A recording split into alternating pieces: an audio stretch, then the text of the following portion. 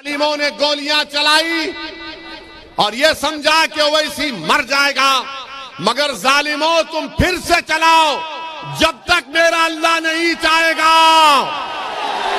जब तक जमीन और आसमान का बनाने वाला नहीं चाहेगा। तुम्हारी हजारों लाखों गोलियां मुझे छीन नहीं सकेगी। जिस दिन अल्लाह चाहेगा उस दिन दुनिया से सब जाएंगे, कोई नहीं बैठेगा यहां पर। मुख्यमंत्री, प्रधानमंत्री, ओवैसी सब जाएंगे। आदि समाजवाद की बात करती है, बीजेपी सबका साथ सबका विकास की बात करती है। अरे बताओ, जब हमारे बच्चों को स्कूल नहीं है, हमारे बेटों को ग्रेजुएशन का मौका नहीं है, गरीबी में ज्यादा, बेरोजगारी में ज्यादा, तो कौन से समाजवाद और सबका साथ सबका विकास की बात बीजेपी और सपा करती है? आप हिजाब और निकाब पहनती हैं तो फख्र के साथ पहनकर जाइए, इसलिए कि आपका राइट टू चॉइस है, यह आपका फंडामेंटल राइट है, यह आपका अधिकार है। भारत का संविधान आपको इख्तियार देता है कि आप जो कपड़ा पहनना चाहे कपड़ा पहनिए, जो खाना चाहे खाइए। ये कौन कहता है? सुप्रीम कोर्ट का जजमेंट पुट्टू स्वामी कहता है। इंशाअल्लाह ताला योगी और मोदी को अगर कोई हराएगा उत्तर प्रदेश में तो उसका नाम अखिलेश नहीं होगा, उसका नाम बाबू सिंह कुशवाहा होगा। बाबू सिंह कुशवाहा होगा। क्या नजर आएगा? हर जगह पर पतंग होगी, आसमानों पर पतंग होगी, आसमानों पर पतंग होगी। और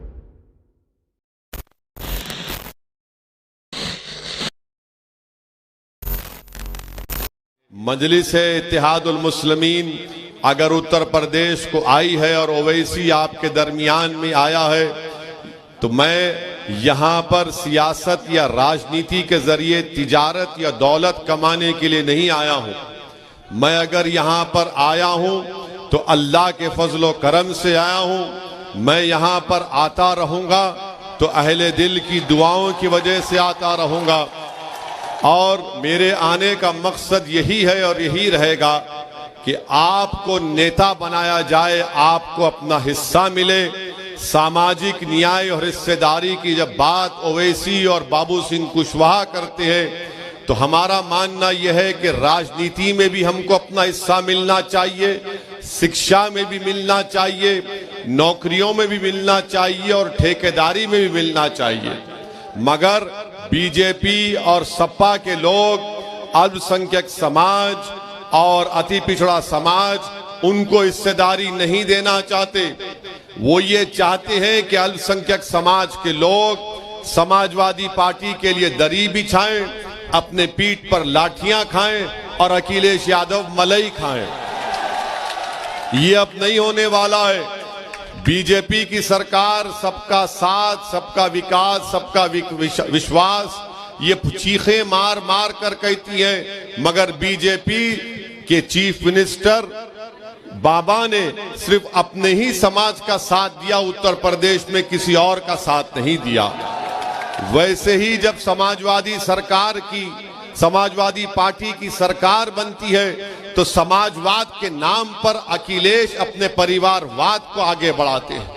इसीलिए आज आपके दरमियान में एक विकल्प है, और मैं अल्लाह का शुक्र भी अदा करता हूं कि मुझे बताया गया कि हमारी जनसभा के लिए जब मालूम हुआ समाजवादी पार्टी के लोगों को कि ओवैसी और बाबू सिंह कुशवाहा आ रहे हैं, तो उन्होंने उन दो मुकामात पर हमको वहां पर जगह नहीं दी जनसभा करने के लिए।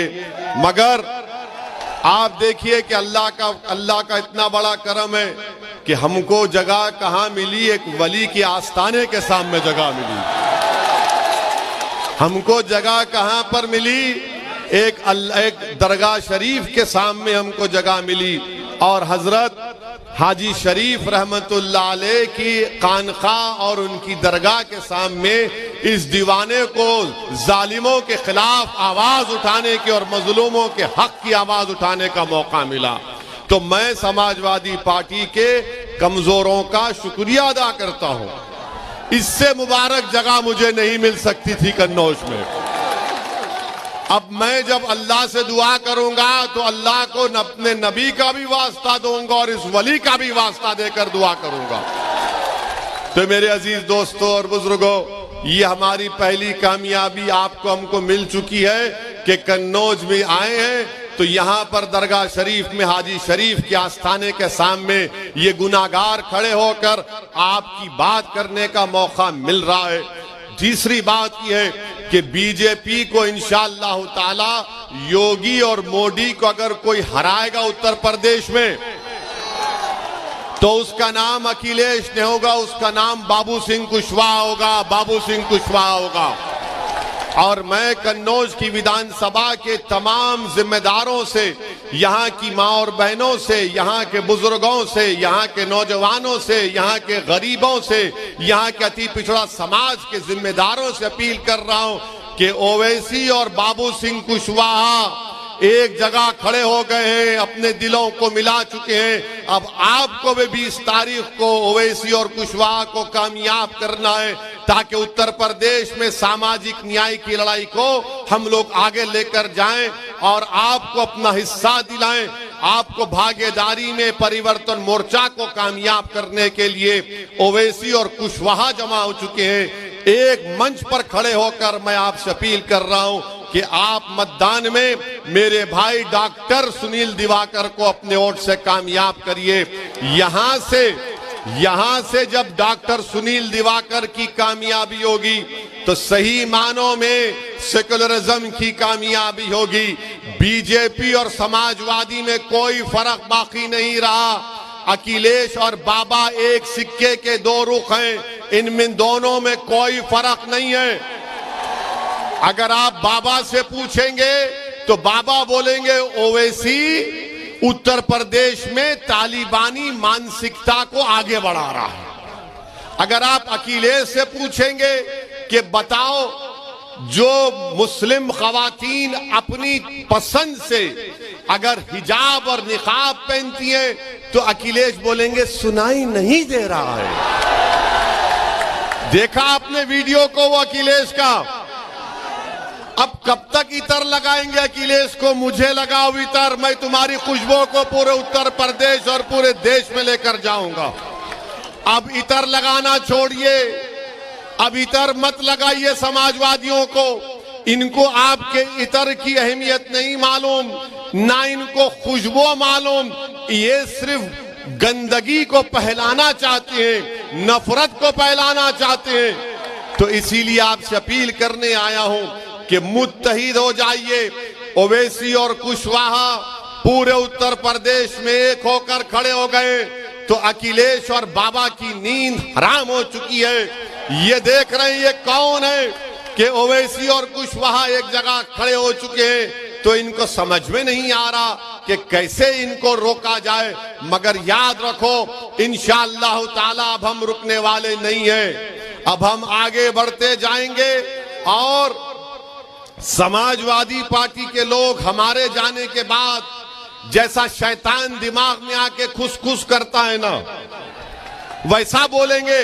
देखो ओवैसी का भाषण तो जज्बाती होता है, कहीं तुमको जज्बात में बहा कर लेकर चला गया तो बीजेपी को फायदा हो जाएगा, कहते हैं ना। अब हम समाजवादी पार्टी का जवाब आपको इस तरह देना है कि मोहतरम अखिलेश यादव की पत्नी 2019 का चुनाव कैसे हारी? हम तो नहीं थे। क्या हम चुनाव लड़े थे? क्या तुमने बीजेपी को वोट दिया? कितनों ने नहीं दिया? हाथ उठाओ, डरो मत।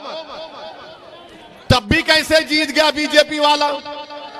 हम बोले थे आपको, हमने आकर कहा था, ये हमारे अजिन्नात आपके पास आकर कहा था आपको, तो मालूम हुआ आपके वोट से बीजेपी नहीं जीत रही है। आपके वोट से बीजेपी नहीं जीत रही है। अखिलेश यादव का वोटर नरेंद्र मोदी का चेला बनकर गोद में बैठकर चाय पी रहा है। अपने वोट की अहमियत कब होगी? आपके वोट की अब उत्तर प्रदेश में अहमियत नहीं है। अगर उत्तर प्रदेश में कन्नौज में आपकी वोट की अहमियत होती तो ताहिर हुसैन को अखिलेश घर में नहीं बिठाता। ये बात सच है या झूठ है? बोलो। ताहिर हुसैन की अगर अहमियत होती तो ताहिर हुसैन इलेक्शन लड़ता। मगर अखिलेश के पास न ताहिर की वोट की अहमियत है, न आपके वोट की अहमियत है। ओवैसी कह रहा है कि जब ओवैसी और कुशवाहा एक जगह खड़े हो गए तो आपको अपने वोट की अहमियत जताने का मौका मिल रहा है। कैसे मिल रहा है? सपा को हराओ, बीजेपी को हराओ और यहां से डॉक्टर सुनील दिवाकर को कामयाब करो। यहां से आप ओवैसी और कुशवाहा की जोड़ी के हाथ को मजबूत करो। उत्तर प्रदेश में सामाजिक न्याय का इनकलाब हम बर्पा करेंगे। मैं पूछना चाह रहा हूं, जो लोग कहते हैं कि ओवैसी अब भड़काऊ भाषण से ध्रुवीकरण की राजनीति करता है, कहते हैं ना, ये ध्रुवीकरण करता है। अब हम उनसे पूछना चाह रहे, बताओ क्या उत्तर प्रदेश में बात सच नहीं है कि 5 साल बाबा को मौका मिला, 5 साल अखिलेश को मिला, कई मर्तबा बहन मायावती को मिला, मुलायम सिंह यादव को मिला, मगर बताओ उत्तर प्रदेश में मुस्लिम अल्पसंख्यक समाज की हमने एक बाज़ाब्ता माहिरीन एक्सपर्ट्स को बिठाकर एक स्टडी करवाई जिसमें ये बात मालूम हुई। क्या मालूम हुई?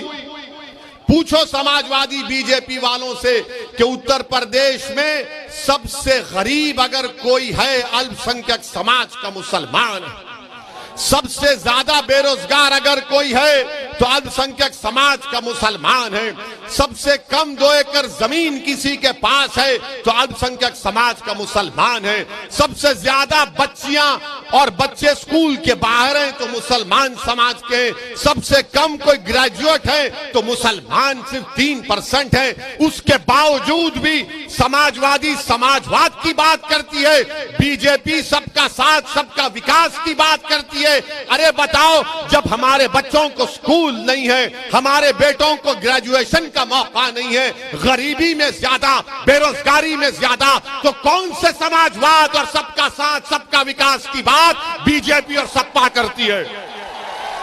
मैं थालियां मारने के लिए नहीं कह रहा हूं, सोचने के लिए कह रहा हूं, ताकि जब आप इस जनसभा से उठकर जाएं तो इस दीवाने की बात का थोड़ा सोचो, फिक्र करो, अपने दिलों पर जोर डालो।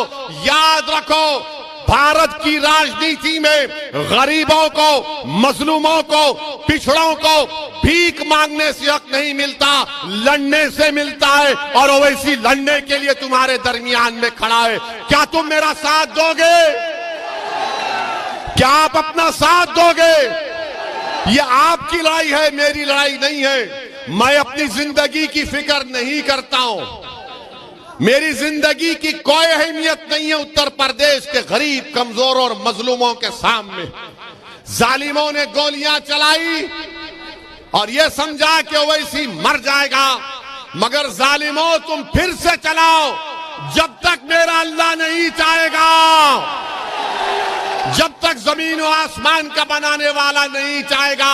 तुम्हारी हजारों लाखों गोलियां मुझे छीन नहीं सकेगी। जिस दिन अल्लाह चाहेगा उस दिन दुनिया से सब जाएंगे, कोई नहीं बैठेगा यहां पर। मुख्यमंत्री, प्रधानमंत्री, ओवैसी सब जाएंगे, मगर जालिम ये समझा कि 4 राउंड गोली चलाने से आवाज खत्म हो जाएगी। हाँ, अगर ओवैसी मर भी जाता मगर तुम जिंदा रहते और तुमको मेरा पैगाम पूरे उत्तर प्रदेश में लेकर जाना पड़ेगा। क्या आप लेकर जाएंगे? क्या आप लड़ेंगे अपने हक के लिए? क्या आप मजलिस और भागीदारी परिवर्तन मोर्चा का साथ देंगे? मेरे अजीज दोस्तों और बुजुर्गों, 2 आखिरी बात। अभी आपने देखा कि हमको मीडिया ने बताया कि योगी सरकार के एक मंत्री ने हम पर गोली चलाने वालों के परिवार के पास जाकर उन्होंने एक बयान दिया कि ओवैसी पर जिन लोगों ने गोली चलाई उसकी तहकीकात होनी चाहिए। बाबा मित्रों, जरा ये तो बताइए, आपका मंत्री उनके परिवार के पास गया? वो जो वीडियो में वो लोग जो गोली चला रहे थे, एक लाल और एक सफेद शर्ट पहने हुए, वो किसके घर के दामाद थे? इतनी मोहब्बत इनको क्यों पैदा हो गई गोली चलाने वालों से? ये तो हमने कहा ये तो गोडसे की नाजायज औलाद है, ये संविधान पर भरोसा नहीं करते, बैलेट पर नहीं करते, गोली पर करते। तो बाबा ये बात अब मालूम हो चुकी है कि जिन्होंने हम पर गोली चलाई तुम्हारी सरकार का मंत्री जाकर उनकी तायीद कर रहा है। ये तुम्हारा माफिया राज से मुकाबला। सुन लो बीजेपी वालों, तुम तायीद करो गोलियां चलाने वालों की। हमने पार्लियामेंट में भारत की सबसे बड़ी पंचायत में खड़े होकर अल्लाह उसके रसूल को हाजिर नाजिर जानकर हमने कहा जब तक असदुद्दीन ओवैसी जिंदा रहेगा, जब तक अल्लाह रखेगा, मुझे सिक्योरिटी की जरूरत नहीं है, मौत मेरी हिफाजत करेगी इंशाअल्लाह ताला। ये सरकार का मंत्री जाकर जो हम पर गोलियां चलाते हैं उनकी तायीद करता है। तो बाबा ये तो तुमको झूठा बोल रहा है, बीजेपी की सरकार को झूठा बोल रहा है। मेरे अजीज दोस्तों और बुजुर्गों, बीजेपी सिर्फ झूठ बोल सकती है। आपको याद होगा लखीमपुर खीरी में वो टेनी का बेटा अपनी जीभ से 4 लोगों को उनकी हत्या कर देता है, मगर वो मंत्री बरकरार है। आज योगी का मंत्री जो हम पर गोलियां चलाते उनके घर को जाता है। तो मालूम हुआ कि ध्रुवीकरण और तुष्टीकरण की राजनीति अगर कोई शुरू से करती आई है और करती रहेगी तो उसका नाम नरेंद्र मोदी और योगी आदित्यनाथ है। और उसके बाद हमसे कहते हैं कि तुम्हारी जान को खतरा है। अरे मेरे बाल को भी खतरा नहीं है, कुछ नहीं होगा इंशाअल्लाह ताला। अल्लाह अपने नबी मोहम्मद मुस्तफा सल्लल्लाहु अलैहि वसल्लम के सदक़े में अल्लाह ने हमेशा हमको कामयाब किया, आज भी कामयाब करेगा। और आखिरी बात, क्योंकि उड़न खटोले को उड़ना है, हमको जाना है, मगर एक बात कहूंगा, उस अल्लाह के वली के आस्थाने पर हम अपनी माँ और बहनों को देख रहे हैं। मैं उन माँ और बहनों से बड़ी अदब के साथ कहना चाहूंगा कि जब आप 20 तारीख को जाएंगे मतदान करने के लिए, अगर आप हिजाब और निकाब पहनती हैं तो फख्र के साथ पहनकर जाइए,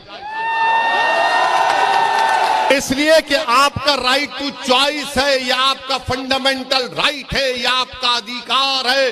भारत का संविधान आपको इख्तियार देता है कि आप जो कपड़ा पहनना चाहे कपड़ा पहनिए, जो खाना चाहे खाइए। ये कौन कहता है? सुप्रीम कोर्ट का जजमेंट पुट्टू स्वामी कहता है। और सुन लो, जो ये समझ रहे हैं कि सर पर टोपी पहनने से और सर पर हिजाब या निकाब पहनने से हमारे दिमागे, हमारी अकल पर पर्दा पड़ जाता है, नहीं दीवानों, तुम्हारी अकल पर पर्दा पड़ गया, हम तो आगे आना चाहते हैं। और इसीलिए जब मैंने कहा कि मेरी ख्वाहिश और मेरा ख्वाब यह है कि शायद मेरी जिंदगी में मेरी ये ख्वाहिश पूरी ना हो, मगर जो मासूम बच्ची मेरी बेटी मेरी आवाज को सुन रही है, मैं उससे कहूंगा कि तुम्हें देश का प्रधानमंत्री बनेगे इंशाअल्लाह ताला। हिजाब पहनकर तुम बनोगे तो इंशाअल्लाह ताला तुम आगे जाओगे। अरे आप इनको पढ़ने से रोक रहे और भारत के प्रधानमंत्री बोलते हैं कि पहले और दूसरे फेज के चुनाव में हमको मुस्लिम महिलाओं का वोट मिला। देश के प्रधानमंत्री जो बच्ची पढ़ना चाहती है, कॉलेज जाकर ताकतवर बनना चाहती है, अपना हक हासिल करना चाहती है, भारत देश को सुपर पावर बनाना चाहती है, आपकी सरकार उनको रोक रही है, उनको दबा रही है। इसका जवाब भी आपको मिलेगा। मगर प्रधानमंत्री लंबी लंबी छोड़ते हैं, आदत है उनकी। मेरे अजीज दोस्तों और बुजुर्गों, मेरी इज्जतदार माँ और बहनों, आप 20 तारीख के दिन बिला खौफ और बिला झिझक पूरे इत्मीनान और एतमाद के साथ भागीदारी परिवर्तन मोर्चा का साथ दीजिए। मजलिस-ए-इत्तेहादुल मुस्लिमीन के उम्मीदवार डॉक्टर सुनील दिवाकर को पतंग के निशान पर बटन दबाकर कामयाब करिए। क्या 20 तारीख को कन्नौज की फिजाओं में और आसमानों में क्या नजर आएगा? क्या नजर आएगा? हर जगह पर पतंग होगी, आसमानों पर पतंग होगी, आसमानों पर पतंग होगी। और आप हमारे लिए भी दुआ करिए कि अल्लाह हमको जब तक जिंदा रखे, अल्लाह हमको एक बहादुर के तौर पर जिंदा रखे, अल्लाह हमको कभी मौत का डर हमारे दिलो दिमाग में, हमारी नस्लों में पैदा ना हो। बल्कि मैं तो सलाम करता हूं आपको कि आप ही की दुआएं थी, हमारी माँ और बहनों की दुआएं थी, अहले दिल की दुआएं थी कि अल्लाह ने हम पर करम किया। पहली मर्तबा आया हूं, आखिरी मर्तबा नहीं आऊंगा, बार बार आता रहूंगा। क्या आप अपने घर में मुझे बिठाकर जगा देंगे? क्या आप मुझे अपने घर में बिठाकर आप मुझे अपने बेटे के तौर पर, अपने भाई के तौर पर मुझसे मोहब्बत करेंगे? मैं उत्तर प्रदेश को आया हूं तो तुम्हारे दिल में जगह पाने के लिए, और कोई मेरा मकसद नहीं है। और अल्लाह मेरी इस नीयत को जानता है। अल्लाह आपको सलामत रखे। बहुत बहुत शुक्रिया। 20 तारीख को मेरे भाई डॉक्टर सुनील को कामयाब करिए और एक अपनी हिस्सेदारी की लड़ाई में हिस्सा अदा करिए। अस्सलाम वालेकुम व रहमतुल्लाहि व बरकातुहू।